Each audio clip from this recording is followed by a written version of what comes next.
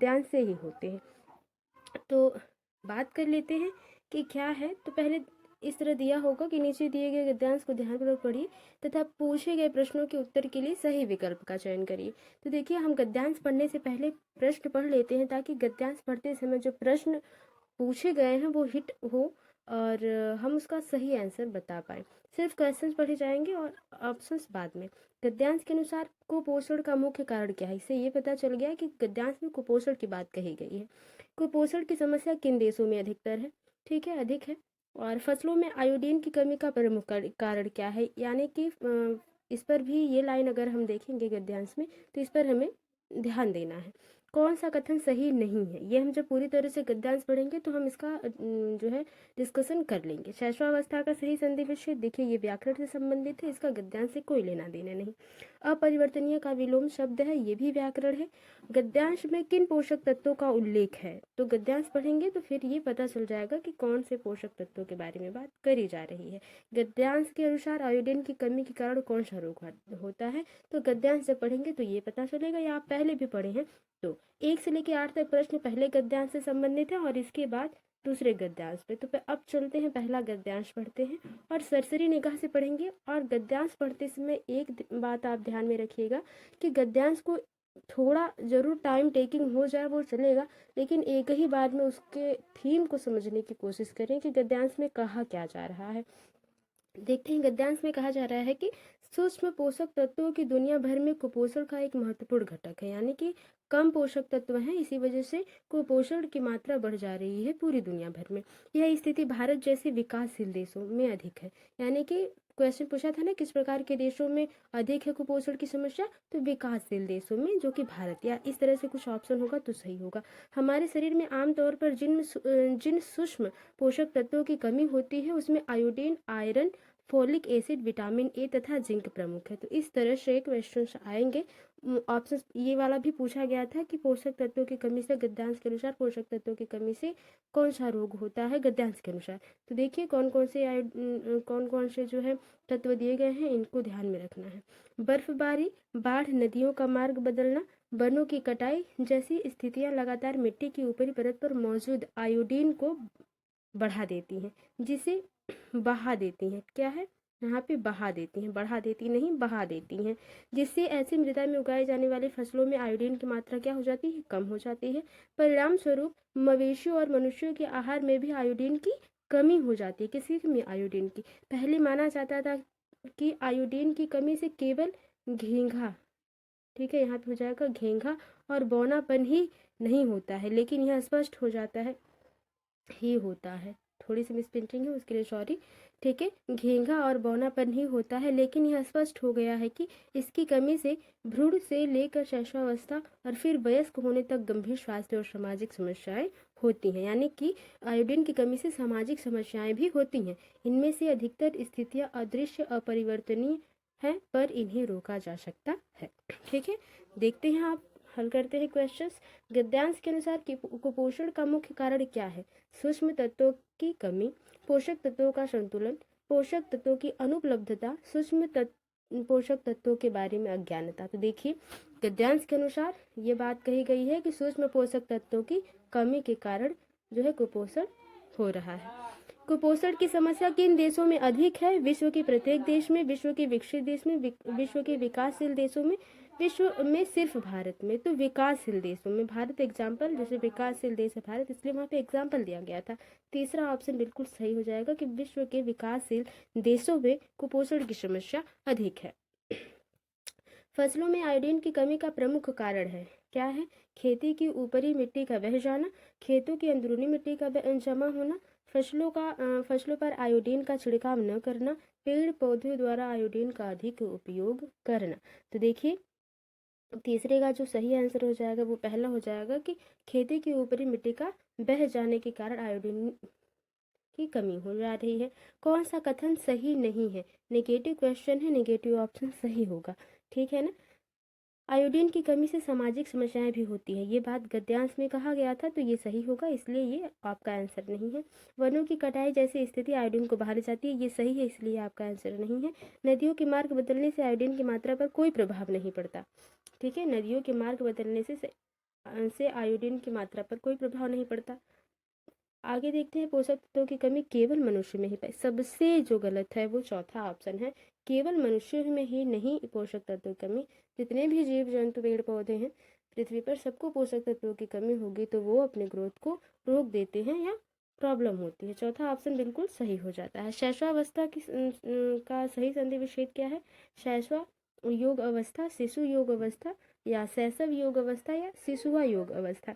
पांचवे का जो सही आंसर है वो तीसरा है। और ये कौन सी संधि है ये आप कमेंट बॉक्स में नोट डाउन करके बताएं और उसके नियम भी बताइएगा शॉर्टकट में। अपरिवर्तनीय का विलोम शब्द है परिवर्तनशील, अपरिवर्तनशील, परिवर्तनीय या अपरिवर्तन। तो देखिए छठे का जो सही आंसर हो जाएगा वो तीसरा हो जाएगा, क्योंकि ये बहुत ही आसान प्रश्न है तो इसमें बहुत ज़्यादा चर्चा नहीं। ठीक है, गद्यांश में किन पोषक तत्वों का उल्लेख है? आयोडीन व प्रोटीन। तो आयोडीन का तो है लेकिन प्रोटीन का नहीं है। जिंक व आयरन, आयरन व वसा, वसा का नहीं है। वसा और फोलिक एसिड, यानी कि दूसरा ऑप्शन बिल्कुल सही हो जाएगा। जिंक व आयरन का उल्लेख है लेकिन प्रोटीन और वसा का उल्लेख नहीं है, तो ये तीनों नहीं होंगे।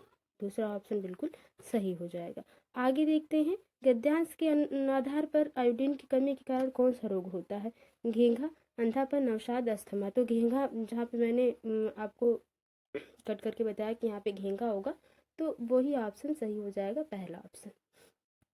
फिर गद्यांश दिया गया है, तो गद्यांश को पढ़ने से पहले फिर पहले की तरह हम लोग पहले पढ़ेंगे क्वेश्चन, उसके बाद गद्यांश को सॉल्व करेंगे। 9 से लेकर 15 तक क्वेश्चंस होंगे इससे संबंधित। तो दुनिया की प्रकृति कैसी है? आविष्कारों का उद्देश्य क्या है? जीवन का मुख्य लक्ष्य क्या होना चाहिए? यानी कि मौलिकता इसमें दी गई है। निम्नलिखित में से कौन सा शब्द भिन्न है? ये व्याकरण या आपकी समझ पर आधारित है। लेखक ने ऐसा क्यों कहा है कि जीवन को सफल बनाने की सीढ़ी हमारे भीतर है? ठीक है, ये पढ़ेंगे तब समझ में आएगा। गद्यांश के अनुसार सबसे महत्वपूर्ण तथ्य कौन सा है? प्रकृति शब्द में कौन सा प्रत्यय लगाकर नए शब्द की रचना की जा सकती है? देखिए ये भी व्याकरण से संबंधित है, इस पे ज्यादा चर्चा नहीं। तो देखते हैं, अब गद्यांश को पढ़ते हैं। ध्यान से पढ़ेंगे कि एक बार में गद्यांश का मीन्स समझ में आ जाए। संपूर्ण विश्व में निरंतर प्रगति होती रहती है। ऐसे ऐसे चीजों का आविष्कार हो गया है जिनके बारे में पहले कभी सोचा नहीं गया था। यह है दुनिया की प्रकृति जो बदलती रहेगी और हम भी इसके साथ बदलते रहेंगे। एक दिन ऐसा आएगा जब हमारा बदलना खत्म हो जाएगा लेकिन दुनिया बदलती रहेगी। सही बात है। इन सब सुविधाओं और आविष्कारों का उद्देश्य यही है कि मनुष्य शांतिपूर्ण जीवन जी सके। संसार में रहकर अपने जीवन में जो कुछ आप पाना चाहते हैं उसको पाएं, परंतु अपने असली स्वरूप को भी पहचानिए। आपका असली स्वरूप आपसे अलग नहीं है। देखिए यहाँ पे मौलिकता बताई जा रही है, और वह है शांति। यानी कि जो भी आप करना चाहते हैं, जीवन में इतनी परिश्रम करते हैं, उसके लिए आप ये चाहते हैं कि आप सुख और शांति से जीवन व्यतीत कर पाए। वास्तव में जीवन का लक्ष्य आनंद और शांति पाना है। हम जो करते हैं शांति के लिए करते हैं। जीवन सफल करने की जो सबसे पहली सीढ़ी है वह हमारे अंदर है। इस लाइन से देखिए क्वेश्चन बना है, हम जिस शांति की बात करते हैं वह सबके हृदय में है। हमारा हृदय अंदर से प्रेरित करता है कि हमें अपने जीवन को सफल बनाने और अपने अंदर जो शांति है उसका अनुभव कीजिए। जिस दिन हम अपने हृदय की प्यास को समझना शुरू कर देंगे, उस दिन शांति के लिए हमारी खोज शुरू होगी। या यह महत्वपूर्ण है कि हमारे बारे में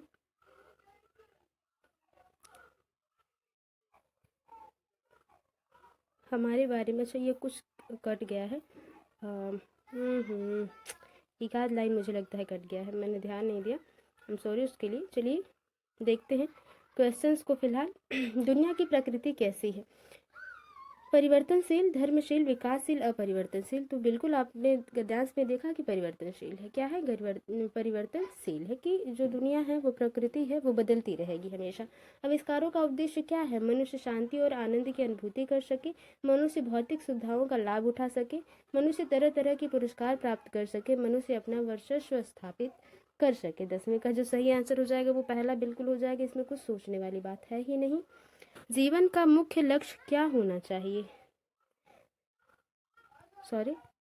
जीवन का मुख्य लक्ष्य क्या होना चाहिए?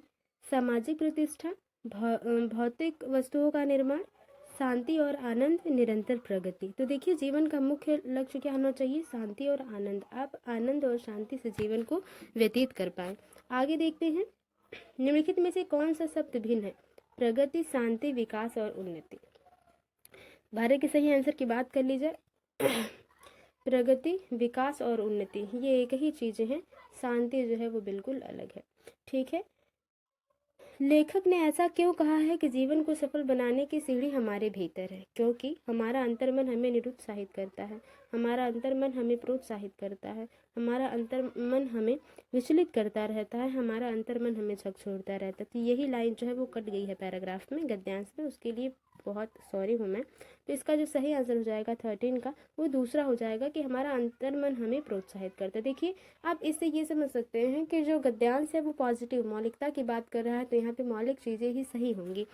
अगला है कि गद्यांश के अनुसार सबसे महत्वपूर्ण तथ्य कौन सा है? प्रत्येक व्यक्ति के बारे में जानना, अपने परिवार के सदस्यों को जानना, अपने मित्रों के बारे में जानना, स्वयं की पहचान करना।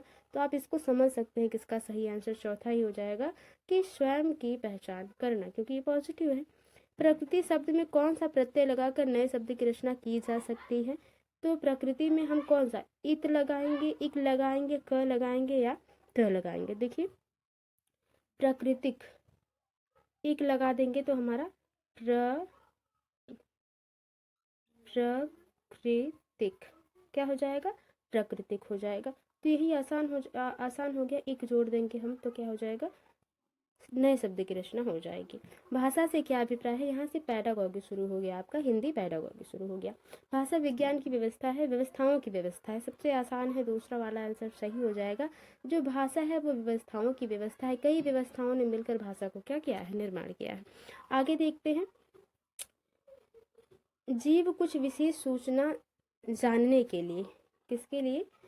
जीवा, यहाँ पे होगा जीवा, नाम है एक बच्चे का या बच्चे का।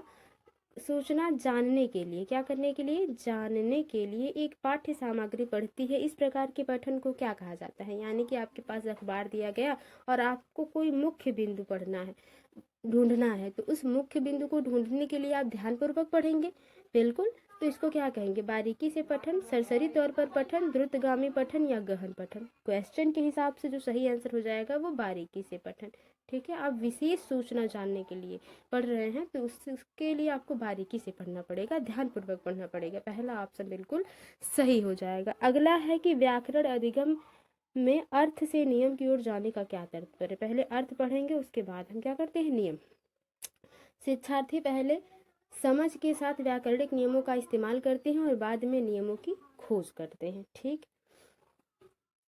क्या पहले नियम का इस्तेमाल करेंगे, बाद में नियमों की खोज करेंगे? पहले नियमों का उदाहरण में, पहले यानी कि उदाहरण देखते हैं आप, फिर नियम बनाते हैं, ये चीज़ें। तो ये क्वेश्चन के हिसाब से मैच करिए, थोड़ी सी पॉजिटिव है। और देखते हैं, शिक्षार्थी को सर्वप्रथम नियम सीखने के लिए कहा जाता है और बाद में उन नियमों पर प्रयोग करने के लिए कहा जाता है। अध्यापक पहले नियम पढ़ाते हैं और शिक्षार्थी ड्रिल के माध्यम से, ये गलत हो गया बिल्कुल। शिक्षार्थी पहले व्याकरणिक नियमों की समझ के प्रति समझ बनाते हैं और बाद में पृथकता में उनका इस्तेमाल करते हैं। ठीक है, इस्तेमाल करते हैं हो जाएगा, यहाँ पे इस्तेमाल करते हैं। तो 18 का जो सही आंसर हो जाएगा वो पहला ही हो जाएगा, बिना कहे सुने। शिक्षार्थियों के वाचन कौशल क्षमता को विकसित करने के लिए सर्वाधिक उपयुक्त आकलन कार्य कौन सा है? यानी कि उनका संप्रेषण, कम्युनिकेशन स्किल को डेवलप करने के लिए सबसे अच्छा आकलन कौन सा आकलन होगा? किसी दी गई स्थिति में वक्तव्य लिखना, जैसा दिया गया है वैसा लिख देना तो नहीं। खेल के किसी दृश्य का वर्णन करना, किसी श्रवण सामग्री को सुनना और इस पर प्रतिक्रिया देना, रोल प्ले में किसी पत्र को अभिनीत करना, किसी पात्र को अभिनीत करना।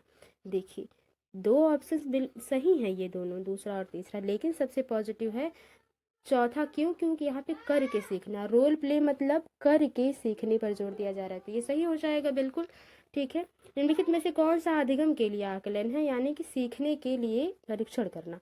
ठीक है, ये कहने का मतलब है क्वेश्चन का। तो देखिए, इस अधिगम का आकलन, अधिगम के लिए आकलन, इस तरह से 2-3 टॉपिक बन जाते हैं। तो अधिगम के लिए आकलन यहाँ पे पूछा जा रहा है कि सीखने के लिए आप अपना परीक्षण कर रहे हैं, तो सत्र के अंत में विद्यार्थी की प्रगति की मॉनिटरिंग करना, यानी कि उसको सरसरी निगाह से देखना बच्चे ने कितना सीखा है, और उसके लिए क्षेत्रीय स्तर पर आकलन तैयार करना, वर्ष के अंत में विद्यार्थियों की प्रगति जानने के लिए आकलन तैयार करना, शिक्षण अधिगम प्रक्रिया के दौरान विद्यार्थियों की प्रगति की निगरानी और उसमें सुधार करने के लिए आकलन तैयार करना। चौथा है कि राष्ट्रीय उपलब्धि सर्वेक्षण जैसे आकलन संबंधित गतिविधियां। देखिए, आकलन अधिगम के लिए आकलन कि आप सीखने के लिए परीक्षण करें कि बच्चा और भी सीख सके, तो इसके लिए क्या हो जाएगा, उसमें सुधार करने के लिए आकलन तैयार करना कि जिस बच्चे ने जो सीखा उसमें कुछ तो त्रुटियां होंगी, उस त्रुटि को सुधार करने के लिए सबसे सही तीसरा ऑप्शन हो जाएगा। आगे देखते हैं 21वां है क्वेश्चन कि प्राथमिक विद्यालय की एक कक्षा में कार्टून पुस्तकें बहुत से चित्र वाले 10 पृष्ठीय यानी कि 10 पृष्ठीय छोटी छोटी पुस्तक और समाचार पत्र रखे गए हैं, जिन्हें शिक्षार्थी जब चाहे या जब भी समय मिले पढ़ सकते हैं। यह कक्षा में क्या करने का प्रयास किया जा रहा है, जैसे आप अगर प्राथमिक कक्षाओं में पढ़ा रहे होंगे या आपने क्लासेस प्राइवेट पढ़ाया होगा या कोचिंग्स पढ़ाए होंगे, तो उसमें आप लोगों ने जरूर देखा होगा बच्चों को खेल खेल में सिखाने के लिए बच्चों के सामने जो है अलग अलग जो है ABCD ऐसे सिखाने के लिए ऐसे टॉयज होते हैं या कुछ चित्र बनाए जाते हैं जिसमें बच्चा इंटरेस्ट लेके पढ़ता है। वही सी चीज़ मुद्रित समृद्ध परिवेश सृजित किया जा रहा है। शिक्षार्थियों में पठन संबंधी आदतों का विकास किया जा रहा है। शिक्षार्थियों में पठन समूह सृजित किए जा रहे हैं। अकादमिक परिवेश सुरक्षित किया। अकादमिक परिवेश क्यों सुरक्षित किया जाएगा भाई, ऐसी बात नहीं है। पहला यानी कि जो भी लिखा गया है वो ऐसा परिवेश है ताकि बच्चे उससे जो है कि मन लगा के उसमें पढ़ पाए, रुचि ले सके। ठीक है, पहला ऑप्शन बिल्कुल सही हो जाएगा। भाषा के साथ संलग्नता से क्या तात्पर्य है, शिक्षार्थी भाषा के नियम सीखते हैं। अध्यापक भाषा अधिगम के लिए शिक्षार्थियों के साथ काम करते हैं। शिक्षार्थी शब्द और वाक्य का अर्थ समझे बगैर उन्हें डिकोड करते हैं। शिक्षार्थी भिन्न भिन्न उद्देश्यों के लिए भाषा का प्रयोग करते हैं और सीखते हैं। तो देखिए सही आंसर हो जाएगा यही कि शिक्षार्थी क्या करते हैं, भिन्न भिन्न उद्देश्यों के लिए भाषा का प्रयोग करते हैं और सीखते हैं। उनके अलग अलग टॉपिक्स होते हैं, अलग अलग वो एरिया में क्षेत्र में जाना चाहते हैं, इसके लिए वो अलग अलग भाषाओं को सीखते हैं और उनका प्रयोग करते हैं। चौथा ऑप्शन बिल्कुल सही हो जाएगा। एक अध्यापिका कक्षा 1 में वर्णमाला के अक्षर लिखना सिखाती है। वह अक्षर लिखना सीखने के लिए बताती है कि कहाँ से शुरू किया जाए और किस तरह लेखनी मोड़ी जाए। वह अपने शिक्षार्थियों में किसके प्रति समझ बनाने का प्रयास कर रही हैं, लेखन कौशल, रुब्रिक लेखन या लिखने के तरीके। वो लेखन कौशल के बारे में तो नहीं बता रहे, लेखन कौशल भी हो सकता है लेकिन वो लिखने के तरीके, अगर ये ऑप्शन नहीं होता तो पहला ऑप्शन सही होता, लेकिन तीसरा ऑप्शन यहाँ पे सबसे सटीक हो जाएगा क्वेश्चन के हिसाब से। आगे देखते हैं उत्पाद शब्द संपदा से क्या तात्पर्य है। उत्पाद शब्द संपदा आप बोल रहे हैं और उसका प्रयोग कर रहे हैं वो हो जाएगा। जिन शब्दों को हम सुनते पढ़ते हैं और उसकी पहचान करते हैं, वह शब्द जिनका हम बोलते समय प्रत्यास्मरण करते हैं, वे शब्द जिन्हें हम लेखन और वाचन में प्रयुक्त करते हैं, वह शब्द जिन्हें हम श्रवण या लेखन के दौरान पहचान नहीं पाते। 24 का जो सही आंसर हो जाएगा वो बिल्कुल तीसरा ऑप्शन हो जाएगा कि हम लिखने और वाचन में जो प्रयोग करते हैं, लिखने और बोलने में, उसको उत्पाद शब्द संपदा कहा जाता है। भाषाओं के अधिगम के बारे में कौन सी बात सही नहीं है, मातृभाषा बेहतर संज्ञानात्मक वृद्धि में मदद करती है, ये सही है। क्वेश्चन नेगेटिव है, नेगेटिव ऑप्शन सही होगा, तो ये आपका आंसर नहीं है। मातृभाषा दूसरी भाषाओं के अधिगम को बाधित करती है, यही नेगेटिव है। आगे पढ़ते हैं। मातृभाषा अंतर व्यक्तिगत संप्रेषण यानी कम्युनिकेशन स्किल को सुगमता प्रदान करती है, ये सभी सही हैं। दूसरा ऑप्शन जो है नेगेटिव है, यही ऑप्शन सही हो जाएगा। लेखन के किस उपागम को लिखने के द्वारा लिखना सीखना कह सकते हैं, यानी लिख लिख कर सीखना। प्रक्रिया उपागम यानी कि करके सीख रहा है बच्चा, तो प्रक्रिया उपागम हो जाएगा। उत्पाद उपागम दूसरे के लेखन की नकल करना, ठीक है। बिंदुओं में लिखना। 26 के सही आंसर की बात कर ली जाए तो बच्चा क्या कर रहा है, लिखने के द्वारा लिखना सीख रहा है, यानी कि लिख लिख कर सीख रहा है, तो प्रक्रिया उपागम है, करके सीखना, ठीक है। वो हिंदी में उसी बात को थोड़ा सा अलग तरीके से रिप्रेजेंट किया जाता है, तो थोड़ी सी कन्फ्यूजन बनी रहती है, इसे आप प्रैक्टिस करते रहेंगे तो बेहतर होगा। कक्षा 3 की अध्यापिका अपने शिक्षार्थियों को विशेषण पढ़ाते समय उन सभी शब्दों की सूची बनाने के लिए कहती है जो किसी वाक्य में व्यक्ति या वस्तु की खूबी का वर्णन करे, यानी कि विशेषण उसे ही कहते हैं जो संज्ञा सर्वनाम की क्या करे, विशेषता को बताए। तो वही बात है, यह कार्य सहपाठियों के साथ चर्चा करने के लिए कहती है। शब्द संपदा पढ़ाने का यह कौन सा तरीका है, शब्दों के साथ संबंध बैठाना, वर्णन करने वाला शब्द, यानी कि वो शब्द जो क्या करे, वर्णन करे, उसके बारे में विस्तृत जानकारी दे। ठीक है। संदर्भ में विशेषण, संदर्भ में शब्द संपदा, यानी कि जो टॉपिक दिया गया है उसी में ही शब्द को, नए नए शब्द को सीखना। चौथा ऑप्शन बिल्कुल सही हो जाएगा। ये अलग अलग टॉपिक्स में बखूबी हम लोग इस पर चर्चाएं करते हैं। फिलहाल आगे देखते हैं। राष्ट्रीय शिक्षा नीति 2020 के अनुसार विद्यालय शिक्षा का क्या ढांचा है? बहुत ही आसान, कई बार आप लोगों ने रट लिया होगा। ठीक है, तो 28 का जो सही आंसर हो जाएगा वही हो जाएगा। 5, 3, 3 और 4 यही ढांचा है। आगे देखते हैं अगला क्वेश्चन। आरंभिक वर्षों के दौरान बच्चे दीवारों, फर्श, कागज आदि पर आड़ी तिरछी रेखाएं बनाते हैं। यह क्या है? सही बात है। जब बच्चे आप नर्सरी में आप पढ़ा रहे होंगे तो बच्चे उसमें ना अधिकतर कॉपी पे कम, दीवारों पे ज़्यादा लिखते हैं क्लास के टाइम पे। तो ये क्या है? कुछ भी वो बनाते रहते हैं, कुछ भी बनाते रहते हैं। तो उसको आरंभिक साक्षरता का भाग या अधिगम के लिए इसके कोई मायने नहीं है। नहीं मायने, बच्चे जो भी करते हैं उसका एक कुछ ना कुछ तो मतलब होता है। गणित का सीखना, भाषा अधिगम, तो ये पहला ऑप्शन हो जाएगा। आरंभिक साक्षरता का भाग है, वो कुछ तो सीखना चाह रहे हैं उससे। लास्ट क्वेश्चन है भाषा अधिगम और अर्जन, यानी कि जो है लर्निंग और एक्विजिशन के बारे में कौन सा सही नहीं है? नेगेटिव क्वेश्चन और सबसे आसान क्वेश्चन मुझे जहाँ तक लगता है कि आपने सबसे पहले अधिगम और अर्जन ही पढ़ा होगा हिंदी में। यदि अवसर और परिवेश दिया जाए तो सभी बच्चे अनेक भाषाएं सीख सकते हैं। ये बात सही है। बच्चे जो है जिस भी परिवेश, सारी परिवेश अगर उनके आधार पर दिए जाए तो वो सारी चीज़ों को आसानी से सीख सकते हैं। सही है, इसलिए ये सही नहीं है क्योंकि नेगेटिव क्वेश्चन पूछे। प्रथम भाषा दूसरी भाषा के अधिगम में व्यवधान डालती है, यानी कि परेशानी करती है, प्रॉब्लम्स क्रिएट करती है। तो ऐसी बात नहीं है। अगर आप 3 भाषाएं भी पढ़िए तथा पूछे गए प्रश्नों के उत्तर के लिए सही विकल्प का चयन कीजिए, तो इस प्रकार का प्रश्न आएगा।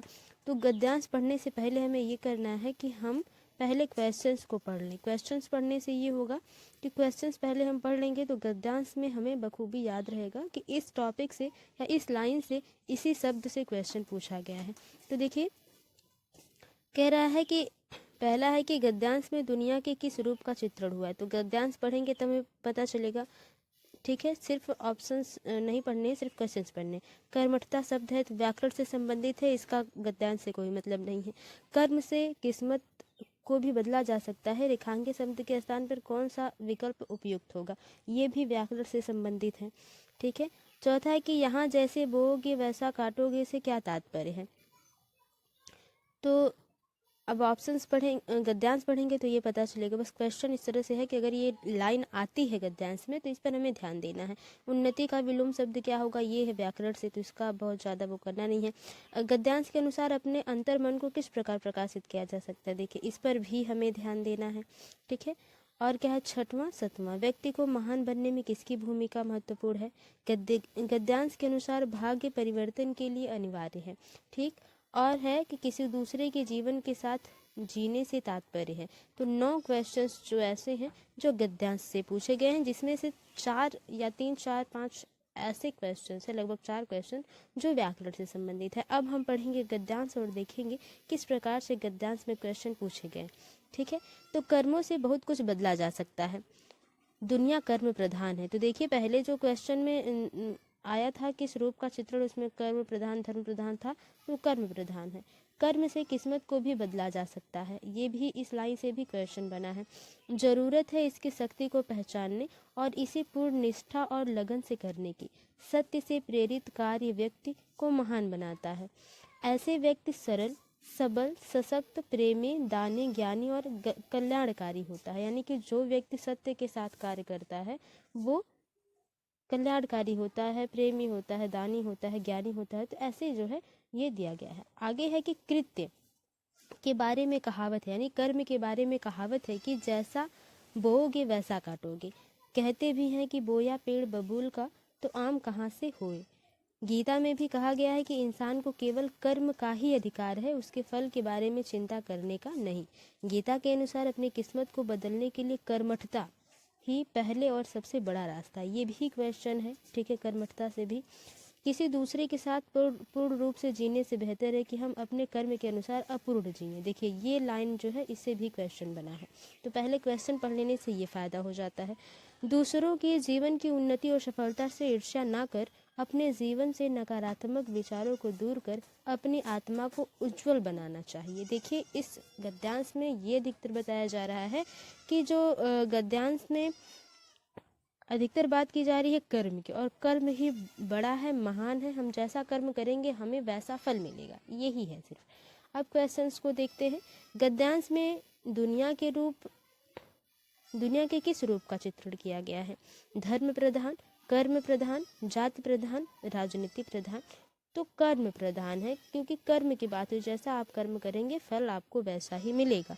कर्मठता शब्द है विशेषण, विशेष्य, संज्ञा और क्रिया।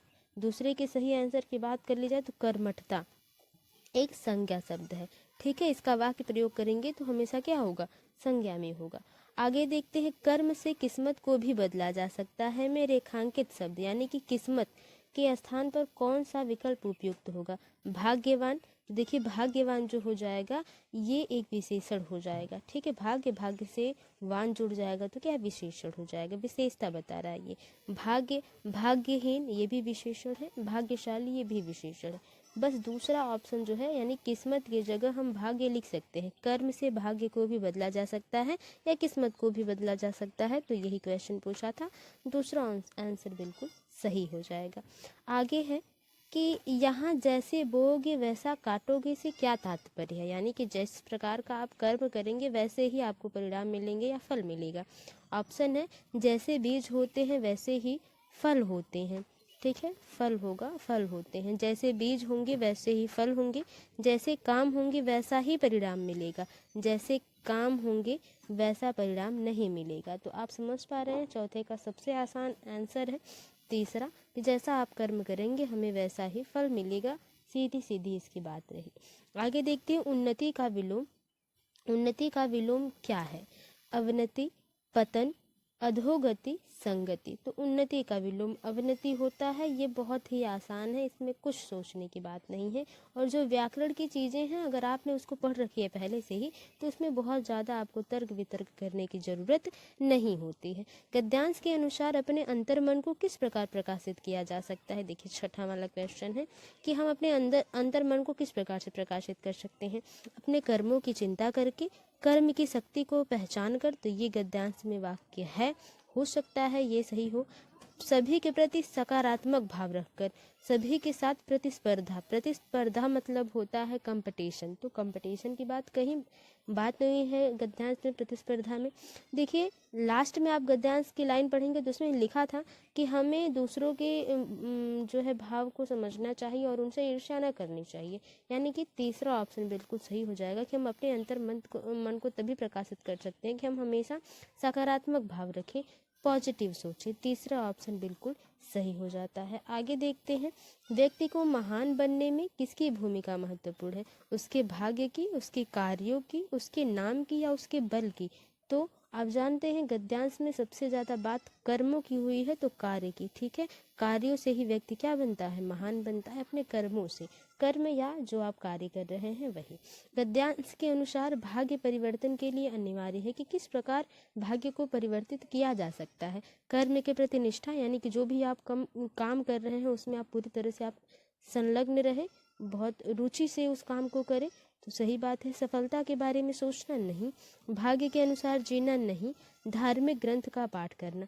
तो गद्यांश के अनुसार पहला ऑप्शन बिल्कुल सही हो जाएगा, जिसमें कर्म प्रधान है, कर्म के बारे में बात की गई है। आगे, किसी दूसरे के जीवन के साथ जीने से तात्पर्य क्या है? सुख दुख में साथ रहना, किसी को अकेला ना छोड़ना, दूसरे पर निर्भर होकर जीना, पूर्ण रूप से बेहतर जीवन जीना। 9वें के सही आंसर की बात कर ली जाए तो किसी दूसरे के जीवन के साथ जीने से तात्पर्य है कि दूसरे पर निर्भर होकर जीना। अगर देखिए, अगर आप ऑप्शंस में पढ़ेंगे तो सबसे सटीक ऑप्शन आपको तीसरा ऑप्शन ही दिखेगा। तीसरा ऑप्शन बिल्कुल सही हो जाता है। आगे देखते हैं कि क्या है। पहले तो पूछा गया है कि दिए गए पद्यांश को ध्यानपूर्वक पढ़िए तथा पूछे गए प्रश्नों के उत्तर के सही विकल्प का चयन कीजिए। तो इसमें भी हम पहले क्वेश्चंस को पढ़ेंगे तब जाके हम पद्यांश को पढ़ेंगे। तो 10 से लेके 15 तक जो क्वेश्चंस होंगे वो कैसे होंगे? वो पद्यांश पर आधारित होंगे। इस तरह से ही पूछता ही है हर एग्ज़ाम में, यानी कि सीटेट के एग्ज़ाम में सब में इसी तरह से क्वेश्चन पूछता है। 15 क्वेश्चन इस तरह से गद्यांश पद्यांश से दिए जाते हैं और 15 पैडागोगी से दिए जाते हैं। तो सभी सब्जेक्ट्स में ऐसा ही होता है, ठीक है। तो 10वां है कि कवि ने धरती को किसकी धरती क्यों कहा है? अपने तन की खाद मिलाकर मिट्टी को जीवित रखना, ये बात हो गई है। अगला है कि किसका अपना जीवन किस में लगा रहा है, किसान अपना जीवन किस में लगा रहा है, ये बात। किसान का जीवन किस पर आधारित है? निम्न में से कौन सा लयात्मक शब्दों का उदाहरण है? ये देखिए व्याकरण से संबंधित है। कौन सा शब्द भिन्न है? ये भी व्याकरण से संबंधित है। थोड़ी सी बैकग्राउंड में आवाज़ें आ रही होंगी, आई होप आप उसको इग्नोर करेंगे क्योंकि आज थोड़ी सी प्रॉब्लम है। तो आई होप आप समझेंगे, आप फोकस करेंगे क्लास पे। आगे देखते हैं, आप पद्यांश पढ़ते हैं कि यह धरती है उस किसान की, यानी कि जो धरती है उस किसान की है। कौन से किसान की? जो मिट्टी का पूर्ण पारखी है, जो मिट्टी को परखता है, उसको जानता है, उसको समझता है, उसको पहचानता है। जो मिट्टी के संग साथ ही तप कर, गल कर, मर कर खपा रहा है जीवन अपना, यानी कि उस मिट्टी के लिए, उस धरती के लिए ही जिसमें वो उपजाऊ मिट्टी है, उसकी जो जिसमें वो उपज करता है, उसमें क्या कर रहा है? पूरी तरह से परिश्रम कर रहा है। तप कर, गल कर, मर कर पूरा जीवन उसमें अपना लगा दे रहा है। देख रहा है मिट्टी में सोने का सपना, वो देख रहा है सोने का सपना, सोने का यानी कि जो फसल, लहलहाती फसल आती है उनके 6 महीने या 1 साल के मेहनत के बाद, वो उनका एक सोना ही है, वो सपना देखते हैं उसका। मिट्टी की महिमा गाता है और उपजाऊ मिट्टी की क्या, वो उसकी खेती ही किसान के लिए सब कुछ है। मिट्टी के ही अंतःस्थल में अपने तन का खाद मिलाकर, यानी कि जीवन पर्यंत वो उसी मिट्टी में काम करता रहता है, परिश्रम करता रहता है और अंत में मरने के बाद, मृत्यु के बाद उसी में मिल जाता है। मिट्टी को जीवित रखता है, खुद जीता है। यह धरती है उस किसान की, यानी कि जो इस मृदा के लिए पूरी तरह से अपने परिश्रम को, पूरे अपने जीवन को लगा देता है, ये धरती उसी किसान की है। अब देखते हैं क्वेश्चंस क्या कह रहा है कि कवि ने धरती को किसकी धरती कहा है? नहीं, कवि ने धरती को किसान की धरती क्यों कहा है? यहाँ पे किसान की धरती होगी, ठीक है, मिसप्रिंट है, उसके लिए आई होप आप समझ पाएंगे, यहाँ किसान होगा। किसान धरती के लिए लड़ता है, किसान धरती पर अथक परिश्रम करता है, किसान को मिट्टी की परख होती है, किसान धरती पर हल चलाता है। सबसे जो ज़्यादा बात कही गई है वो अथक परिश्रम की बात की गई। वो अपने मृत्यु तक, मरने दम तक उसी जो है खेत में या उसी धरती पर वो काम करता रहता है। दूसरा ऑप्शन बिल्कुल सही हो जाएगा। अपने तन की खाद मिलाकर मिट्टी को जीवित रखता है। पंक्ति में रेखांकित अंश से क्या आशय है? अपने हाथों से सिंचाई करना, रासायनिक खाद का प्रयोग करना, अत्यधिक परिश्रम करना या रासायनिक बीज बोना। तो अपने तन की खाद मिलाकर, यानी कि मरते दम तक उसमें काम करना, अत्यधिक परिश्रम करना। तीसरा वाला ऑप्शन बिल्कुल सही हो जाएगा। बहुत टफ क्वेश्चंस नहीं पूछे जाते हैं। पेपर 2 अगर आप देखेंगे तो उसमें थोड़े लेंदी क्वेश्चन होते हैं, हिंदी में भी और इंग्लिश में भी। तो उसकी भी वीडियोज आएंगी, आप जुड़े रहें। और अगर अदर भी वीडियोज अपलोड की जा चुकी हैं, अदर भी सब्जेक्ट अगर आपने नहीं देखे तो जाके ज़रूर देखें। किसान अपना जीवन किस में लगा रहा है? प्रकृति का आनंद लेने में, मिट्टी के साथ खेलने में, मिट्टी की पहचान करने में, अन्न साग सब्जी उगाने में। 12 के सही आंसर की बात कर ली जाए तो 12 का जो सही आंसर हो जाएगा, देखिए, प्रकृति का आनंद लेने में ये बात कही नहीं, मिट्टी के साथ खेलने में, मिट्टी की पहचान करने में नहीं, अन्न साग सब्जी उगाने के लिए तो ही वो क्या करता है? अथक परिश्रम कर रहा है। आगे देखते हैं, किसान का जीवन किस पर आधारित है? कृषि कार्य पर, मिट्टी की महिमा गाने पर, सपने देखने पर, खाद्य बीज संग्रहण पर। तो जो किसान का जीवन आधारित है वो पूरी तरह से कृषि कार्य पर आधारित है, क्योंकि उसी के लिए वो पृथ्वी पे मर मिटता है, ठीक है। आगे देखते हैं, निम्न में से कौन सा लयात्मक शब्दों का उदाहरण है? अपना सपना, तपगल, गलमर, गाता जीता। तो इसमें जो सबसे सही आंसर होगा 14 का, वो पहला ही हो जाएगा, अपना सपना। पूरी तरह से लयात्मक है, लयबद्ध है। कौन सा भिन्न शब्द है? तपना, गलना, सपना, रखना। तो देखिए 15 का जो सही आंसर हो जाएगा वो ये हो जाएगा कि तपना, गलना, रखना, ये सारी क्रिया की जा रही है, लेकिन सपना जो है वो अलग है, वो भिन्न है, ठीक है। आगे देखते हैं अब यहाँ से पैडागॉजी सेशन आपका शुरू हो जाता है, जिसको हम ध्यान से और बहुत ही अच्छे से समझेंगे, ठीक है। आई होप आपको क्वेश्चंस और आंसर्स ऑप्शंस पूरी तरह दिख रहे होंगे। मातृभाषा आधारित बहुभाषावाद क्या है? किसी किसी की विद्यालय शिक्षा मातृभाषा में आरंभ करना, बाद में अनेक भाषाओं को जोड़ते जाना।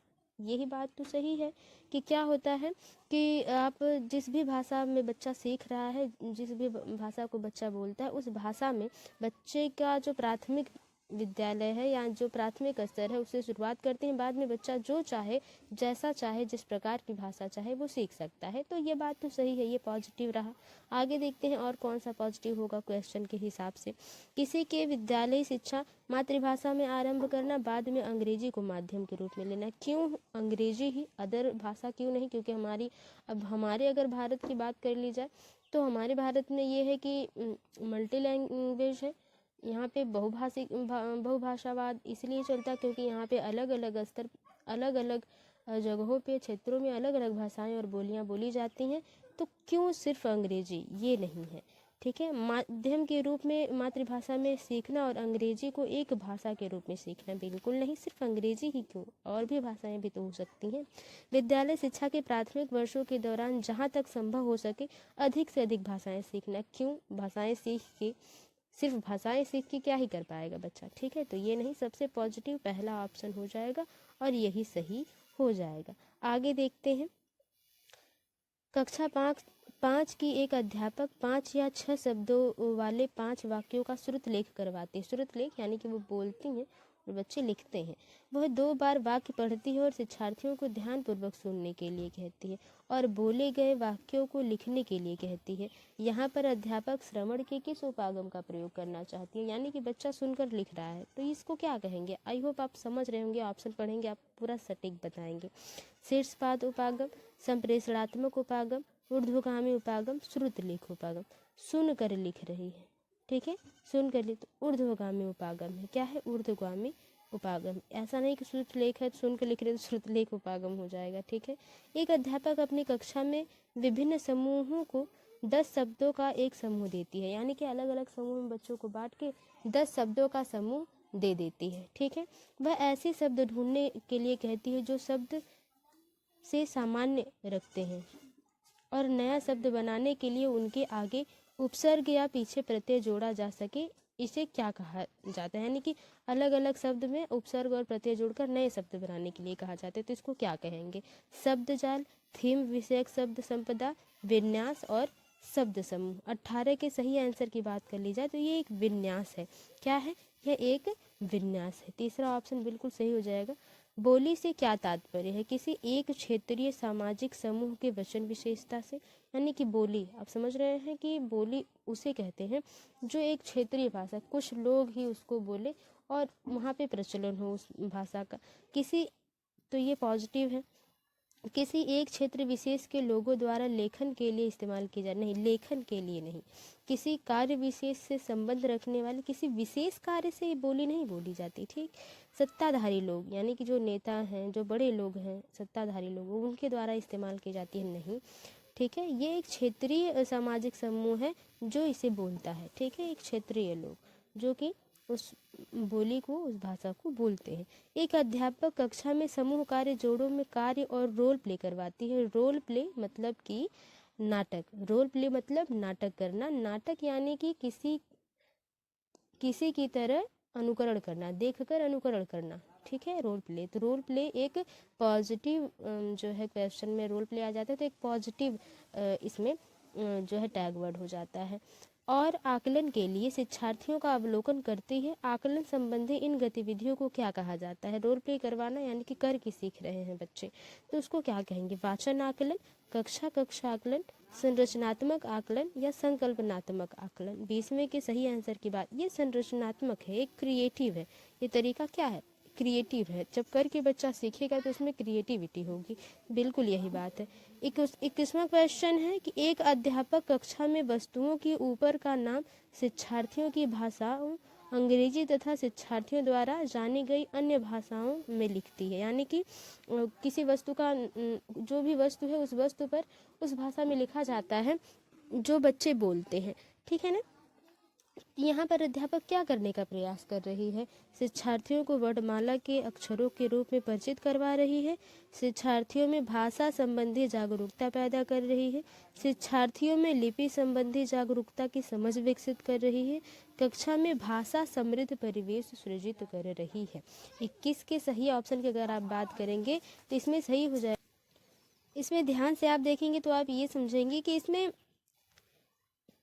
जो शिक्षिका है या जो शिक्षक है, जो अध्यापक हैं, वो ये चाह रहे हैं कि बच्चे भाषा को, जिस भी भाषा में बच्चा बोलता है, उस भाषा को और अच्छे तरीके से समझे और उस भाषा से और भी जो क्लास में बच्चे हैं उसको अच्छे से समझ सके और जान सके कि ये भी एक भाषा है जो कि बोली जाती है, इस तरह से कुछ।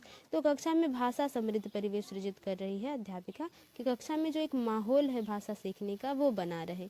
ठीक है, चौथा ऑप्शन बिल्कुल सही हो जाएगा। आगे है कि भाषांतरण, ट्रांस लैंग्वेजिंग। ट्रांस लैंग्वेजिंग मतलब आप समझ रहे हैं ना, भाषांतरण इंग्लिश में ट्रांस लैंग्वेजिंग में आता है और उसको हिंदी में भाषांतरण कहते हैं। से क्या तात्पर्य है? भाषा की कक्षा में अनेक भाषाओं का शिक्षण। समझ रहे हैं कि एक भाषा की जो क्लास चली उसमें अनेक भाषा सीखी जाए, एक से अधिक कई भाषाएं सीखी जाए। ठीक, आगे है कि किसी विषय वस्तु के शिक्षण अधिगम के लिए एक भाषा के बाद दूसरी भाषा का प्रयोग करना, कि जो भी चीज़ आप सीख रहे हैं उसके शिक्षण में आप एक से अधिक भाषा का प्रयोग कर रहे हैं। कक्षा में शिक्षक अधिगम और बोलने के लिए अनेक भाषाओं का इस्तेमाल करना, सभी विषय वस्तुओं और साथ ही साथ भाषाओं को एक ही भाषा में पढ़ाना नहीं। देखिए, इसका जो सही आंसर हो जाएगा वो तीसरा हो जाएगा। क्यों? अगर आप इसको समझने की कोशिश करें तो भाषांतरण वही है, ट्रांस लैंग्वेजिंग वही है, जो भी आप अधिगम कर रहे हैं उसको सीखें, कई भाषाओं में सीखें, वही बात हो जाती है ट्रांस लैंग्वेजिंग या भाषांतरण। किसी पाठ्य सामग्री की प्रामाणिकता से क्या तात्पर्य है? कि हम जैसे प्रमाण देते हैं, जैसे प्रूफ करते हैं मैथ में कि हाँ अब ये प्रूफ हो गया और ये सही है तो उसको प्रूफ करते हैं हम। तो ऑप्शंस देखते हैं तो प्रामाणिकता से क्या तात्पर्य है? शिक्षार्थियों के स्तर को ध्यान में रखते हुए पाठ्य पुस्तक के लेखकों द्वारा विकसित सामग्री, मूलतः किसी एक संदर्भ विशेष से उपजे सामग्री जिसमें भाषा सहज रूप से प्रयुक्त हो, भाषा में अधिकार रखने वालों द्वारा विकसित पाठ्य सामग्री, पाठ्य पुस्तक के लेखकों द्वारा दूसरी भाषाओं से अनुवाद। देखिए, 23 के सही आंसर की बात कर ली जाए तो प्रामाणिकता का मतलब है कि मूलतः किसी एक संदर्भ विशेष में उपजे सामग्री विशेष भाषा सहज रूप से प्रयुक्त हो, जो भी भाषा उसमें यूज की जा रही है, जो बच्चा सीख रहा है, विशेष रूप से वो सहज हो, आसान हो। ठीक है, ये बात दूसरा ऑप्शन बिल्कुल सही हो जाएगा। तो वो प्रमाणिक हो जाएगा कि बच्चा पाठ्य सामग्री को समझ रहा है। आगे देखते हैं निम्नलिखित में से कौन सा उपागम शिक्षार्थियों को अच्छा लेख लिखने के विभिन्न चरणों को समझने का अवसर देगा। ऑप्शंस देखते हैं, बच्चा लिख पाए, एक अच्छा लेख लिख पाए। ठीक है, वर्णात्मक लेखन, लेखन का प्रक्रिया उपागम, लेखन का उत्पाद उपागम, संस्थानात्मक लेखन। देखिए, 24 के सही आंसर की बात कर ली जाए तो लेखक की प्रक्रिया उपागम, कि किस प्रकार से लिखा जा रहा है, अपनी बात को किस प्रकार से कहा जा रहा है, लिखकर बताया जा रहा है, तो ये एक अच्छा लेखन का उपागम हो जाएगा। दूसरा ऑप्शन बिल्कुल सही हो जाएगा। अगला क्वेश्चन देखते हैं कि व्याकरण सीखने से क्या आशय है? हम व्याकरण सीखते क्यों हैं और सीखना क्यों ज़रूरी है? व्याकरण के नियम सीखना, इसलिए हम व्याकरण सीखते हैं ताकि हम उसके नियम सीख सकें। सर्वप्रथम नियम सीखना, बाद में उनका प्रयोग कर सकना, अर्थ से संदर्भ में प्रयोग करना सीखना, किसी भी भाषा के लिखित और बोले जाने वाले स्वरूप में गलतियाँ निकालना। देखिए, 25 के सही आंसर की अगर आप बात करेंगे तो इसमें जो सही आंसर हो जाएगा इसमें कि आप अर्थ में, संदर्भ में उसका प्रयोग कर सके। व्याकरण का मतलब है कि जहाँ पे गलतियाँ हैं उसको तो आप पहचाने ही, लेकिन जो उसका अर्थ है उसका अपने वाक्य में प्रयोग कर सके। जब भी आप उसको कहीं बात कर रहे हैं तो उसका आप यूज कर सके और सही रूप से यूज कर सके। तीसरा ऑप्शन आपका विशेष का बिल्कुल सही हो जाएगा। आगे है कि त्रुटियों से क्या अभिप्राय है? जो गलतियां हम करते हैं उसका क्या मतलब है? त्रुटियां सीखने का संकेतक है, यानी कि जैसे थॉर्नडाइक साहब ने कहा है त्रुटि और प्रयास का सिद्धांत, कि जब तक हम गलतियां करेंगे नहीं, हम कोशिश करेंगे नहीं, हम और अच्छा चीज़ नहीं सीख सकते। तो जो गलतियां हैं उससे हम सीखते हैं ताकि ये गलती इस बार हम किए हैं तो दोबारा ये गलती हमसे न हो। तो ये सही है। आगे देखते हैं, त्रुटियां भाषा अधिगम में बाधित है? नहीं, त्रुटियों में उसी समय संशोधन कर देना चाहिए। ऐसी कोई बात नहीं, त्रुटियों की पहचान कर उनको करने से बचना चाहिए। देखिए, तो जो सही आंसर वो हो जाएगा, पहला हो जाएगा, गलतियों से हम सीखते हैं, और यही पहला ऑप्शन बिल्कुल सही है। आगे देखते हैं, जिन शब्दों को हम सुनते और पढ़ते हैं और फिर उनकी पहचान करते हैं उन्हें क्या कहते हैं। यानी कि पहले तो सुनेंगे, फिर पढ़ेंगे, फिर उनकी पहचान करेंगे, तो इसको क्या कहेंगे? उत्पाद शब्द संपदा, संदर्भ में शब्द, आंतरिक शब्द संपदा या ग्राम्य शब्द संपदा। 27 के सही आंसर की बात कर ली जाए तो ऐसे शब्दों को हम ग्राम्य शब्द संपदा कहते हैं। क्या? ग्राम्य।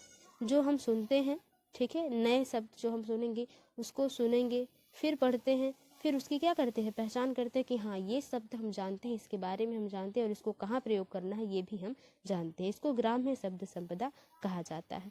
आगे देखते हैं, निम्नलिखित में से कौन सा पठन शिक्षण का उद्देश्य नहीं है? निगेटिव क्वेश्चन है। ऐसे बहुत प्रश्न अब बनते हैं और बहुत ज़्यादा ऐसे प्रश्न बनते हैं। निगेटिव क्वेश्चन है, निगेटिव ऑप्शन से सही होगा। जो सही होगा ऑप्शन, पॉजिटिव ऑप्शन को नहीं सही करना है, जो निगेटिव ऑप्शन है उसको सही करना है, क्योंकि क्वेश्चन ही निगेटिव पूछा है। पाठ्य सामग्री के मुख्य बिंदु को पाठक के पूर्व ज्ञान से जोड़ना, ये सही है, इसलिए ये आपका आंसर नहीं है। शब्द वाक्यांश भाषाओं के नमूनों में अर्थ ग्रहण करना। देखिए, शब्द वाक्यांश का मतलब ये हो जाता है कि आप क्या कर रहे हैं? भाषाओं को अच्छे तरीके से ग्रहण कर रहे हैं, तो ये भी सही है, इसलिए ये आपका ऑप्शन नहीं है।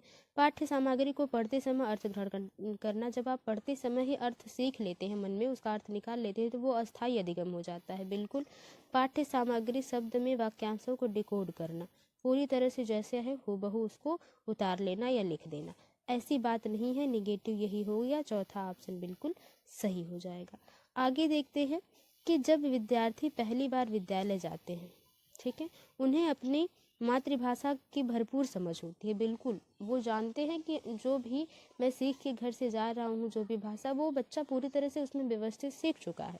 अध्यापक अंग्रेजी या किसी अन्य भाषा की कक्षा में शिक्षार्थियों को उनकी मातृभाषा का इस्तेमाल कैसे कर सकते हैं? यानी कि जो क्लास है वो तो अंग्रेजी की है या किसी अन्य भाषा की है, लेकिन बच्चे की मातृभाषा अलग है, तो उसमें बच्चे किस प्रकार से, अध्यापक कैसे उस मातृभाषा में ही उस नए भाषा को सिखाएंगे, ये कहने का मतलब है। तो ऑप्शन देखते हैं, अध्यापक कक्षा की सामान्य भाषा में पढ़ाना आरंभ करें, फिर शिक्षार्थियों को अपनी भाषा का इस्तेमाल करने दें। आप दूसरी भाषा बोलेंगे तो जब बच्चा समझ ही नहीं पाएगा, तो वो मातृभाषा बोल के या अपनी भाषा बोल के आप सामान्य भाषा बोल के क्या करेंगे? ये बिल्कुल सही नहीं है। अध्यापक को सिर्फ अंग्रेजी या दूसरी भाषा का इस्तेमाल करना चाहिए और शिक्षार्थियों को अपनी मातृभाषा के इस्तेमाल की अनुमति नहीं देनी चाहिए, ये तो बिल्कुल ही गलत है। अध्यापक बच्चों को उनकी इच्छानुसार भाषा का इस्तेमाल करने की अनुमति दे और वह स्वयं भी सामान्य भाषा बोल सकते हैं, ये बात सही है। अध्यापक को वही भाषा बोलनी चाहिए जिसे अपने शिक्षार्थियों को पढ़ाना है और शिक्षार्थी अंततः लक्ष्य भाषा सीख लेंगे। ये बात सही नहीं है कि आप जो भी भाषा बोल रही हैं वही भाषा बोलिए। अब बच्चों को आपकी भाषा जब समझ में नहीं आएगी तो बच्चे सीखेंगे क्या? तीसरा ऑप्शन बिल्कुल सही हो जाएगा और यही सही आंसर है। आगे देखते हैं लास्ट क्वेश्चन।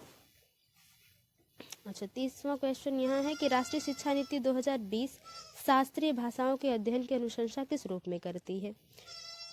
विद्यालय शिक्षा के मिडिल और माध्यमिक चरण के दौरान आंतरिक विकल्प के रूप में, त्रिभाषा सूत्र के अंतर्गत एक विकल्प के रूप में, विद्यालय शिक्षा के बुनियादी चरण के दौरान अतिरिक्त विकल्प के रूप में, विद्यालय शिक्षा के माध्यमिक चरण के दौरान एक आंतरिक विकल्प के रूप में, विकल्प और एक ऐच्छिक भाषा के रूप में। देखिए, तो राष्ट्रीय शिक्षा नीति 2020 जो है वो जो है विद्यालय शिक्षा के मिडिल और माध्यमिक चरण के दौरान आंतरिक विकल्प के रूप में इसकी अनुशंसा करती है। ठीक है, 30वें का जो है वो आपका जो है बिल्कुल सही आंसर हो जाएगा, वो कि पहला हो जाएगा। क्यों? क्योंकि देखिए, त्रिभाषा सूत्र के अंतर्गत, त्रिभाषा सूत्र किसमें कहा जाता है? वो राष्ट्रीय शिक्षा नीति नहीं है, शास्त्रीय भाषाओं की बात की जा रही है। ठीक है, शास्त्रीय भाषाओं की, इसलिए पहला। अब ऐसा कन्फ्यूजन हो जाएगा, त्रिभाषा सूत्र इसमें सही होगा। शास्त्रीय भाषा के अध्ययन की बात कर ली जाए तो शिक्षा मिडिल और माध्यमिक चरण के दौरान आंतरिक विकल्प के रूप में इसका प्रयोग किया जाना चाहिए। 30वें का जो है वो पहला आंसर हो जाएगा। तो ये थे टॉप